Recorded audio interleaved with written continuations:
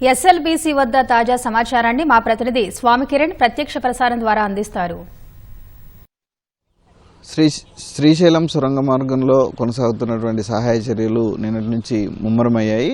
శ్రీశైలం సొరంగ మార్గంలో చిక్కుకున్నటువంటి 8 మందిని బయటికి తీయాలనేటువంటి లక్ష్యంతో 2 రోజుల పాటు ఆపరేషన్ నిర్వహించనున్నారు. ఈ మేరకు ప్రభుత్వం గట్టి నిర్ణయం తీసుకుంది. ఎట్టి పరిస్థితుల్లోనూ ఈ 2 రోజులలో సహాయ చర్యలకు ఆటంకంగా మారినటువంటి వాటన్నిటిని ఆ అడ్డంకులన్నింటినీ తొలగించి టీబీఎం మిషన్ వరకు చేరుకోవాలని చెప్పేసి అధికారులంతా కూడా నిర్ణయించడం జరిగింది. నిన్న కోమటిరెడ్డి వెంకటరెడ్డి అలాగే ఉత్తమ్ కుమార్ రెడ్డి ఆధ్వర్యంలో జరిగినటువంటి అందరూ అధికారుల సమీక్షలో ఈ నిర్ణయం తీసుకోవడం జరిగింది. అయితే ఈ రోజు నుంచి సహాయ చర్యలు మరింత ముమ్మరం కానున్నాయి. అంటే నిన్న మొన్నటి వరకు కూడా సహాయ చర్యలు చేపట్టడానికి చాలా కొత్త రిస్క్గా ఉన్నటువంటి ప్రదేశాల వద్ద ఇబ్బందిగా ఫీల్ అయ్యారు. అంటే సహాయ చర్యల కోసం లోపలికి వెళ్ళిన వాళ్ళకి ఎలాంటి ఇబ్బంది ఉండకూడదు, ఎలాంటి ప్రాణహాని ఉండకూడదు అన్న ఉద్దేశంతో చాలా జాగ్రత్తగా ఒక్కొక్క అంశాన్ని పరిశీలించుకుంటూ ఎప్పటికప్పుడు ప్రణాళికలు రచించుకుంటూ ఎట్టకేలకు టీబీఎం మిషన్ వరకు కూడా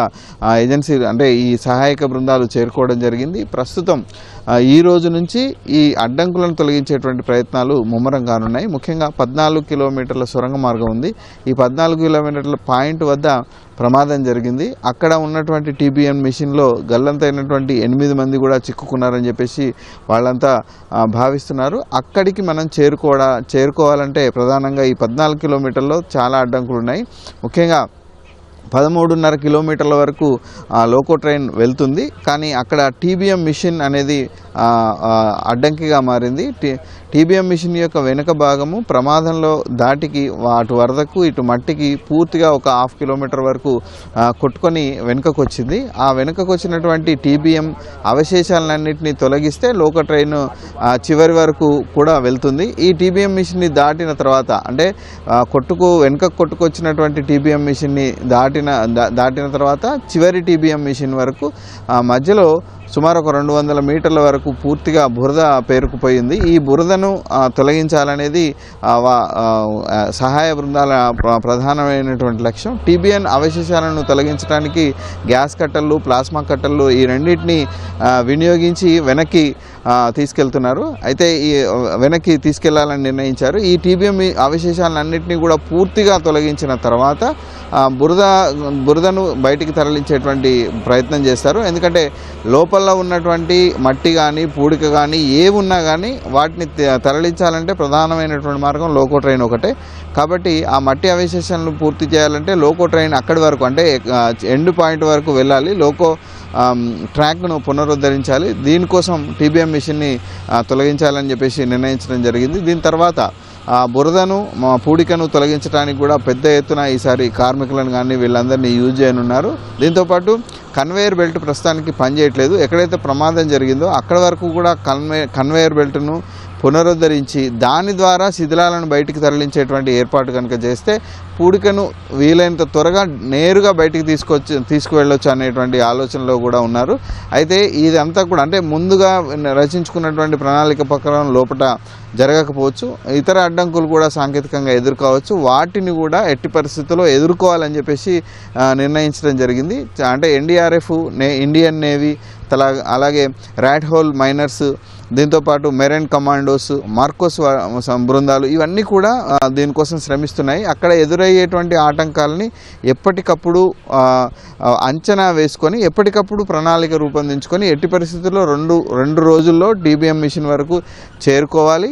అక్కడ ఉన్నటువంటి అక్కడ అందులో చిక్కుకున్న వాళ్ళ జాడ గుర్తించాలి, వాళ్ళని వెలికి తీయాలన్న లక్ష్యంతో ప్రస్తుతం ఆపరేషన్లు కొనసాగిస్తున్నారు. దీనికోసం సుమారు ఒక 600 మంది సిబ్బంది వరకు కూడా ఇక్కడ వినియోగించనున్నారు. దానికి సంబంధించినటువంటి పరికరాలు ఇవన్నీ కూడా ప్రస్తుతం ఏర్పాటు చేసుకోవడం జరిగింది. వాటన్నిటిని యూజ్ చేసి ఈ 2 రోజులు కూడా చాలా కీలకంగా, చాలా వేగంగా ఎప్పటికప్పుడు నిర్ణయాలు తీసుకుంటూ ముందుకు వెళ్ళనున్నారు. లోపల ఏం జరుగుతుంది అనేది ఎప్పటికప్పుడు కమ్యూనికేషన్ కావడానికి కూడా టవర్స్ జియో టవర్స్ కానీ, బిఎస్ఎన్ఎల్ టవర్స్ కానీ ఇతర కమ్యూనికేషన్ వ్యవస్థను కూడా చేశారు. వాకీ టాకీ ద్వారా సిగ్నల్స్ జీపీఐ ద్వారా లోపలికి సిగ్నల్స్ అందడానికి కూడా వ్యవస్థను ఏర్పాటు చేసుకున్నారు.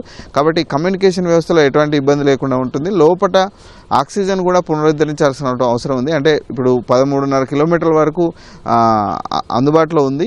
ఈ వెంటిలేషన్ ట్యూబ్ అనేది ప్రమాదం జరిగిన చోట మొత్తం విరిగిపోయింది. దాన్ని కూడా పునరుద్ధరిస్తే చివరి TBM వరకు కూడా ఆక్సిజన్ అందేటువంటి అవకాశం ఉంటుంది. ఆ ఆక్సిజన్ కూడా పునరుద్ధరించాలని చెప్పేసి ప్రయత్నం చేస్తున్నారు. మొత్తంగానైతే అక్కడ పూడిక తీయడమే ఇక్కడ ఉన్నటువంటి ప్రధానమైనటువంటి అడ్డంకి. ఆ పూడికను ఎలా బయటికి తీసుకొస్తారు, మొత్తానికే తీసుకొస్తారా లేకపోతే అవసరం మేరకు అంటే ఎక్కడ వాళ్ళు చిక్కుకున్నారో వాళ్ళని గుర్తించి అక్కడి వరకు మాత్రమే పూడికను తొలగించి లోపలికి వెళ్ళేటువంటి ప్రయత్నం చేస్తారా అనేది తెలుస్తుంది. మొత్తానికైతే సహాయ చర్యలను ముమ్మరం చేయాలి. 2 రోజుల్లో TBM మిషన్లో ఉన్న వాళ్ళని గుర్తించాలని చెప్పేసి వారంతా కూడా శ్రమిస్తున్నారు. ఇది SLBC సొరంగ మార్గంలో కొనసాగుతున్నటువంటి సహాయ చర్యలకు సంబంధించినటువంటి పరిస్థితి. Vote studio.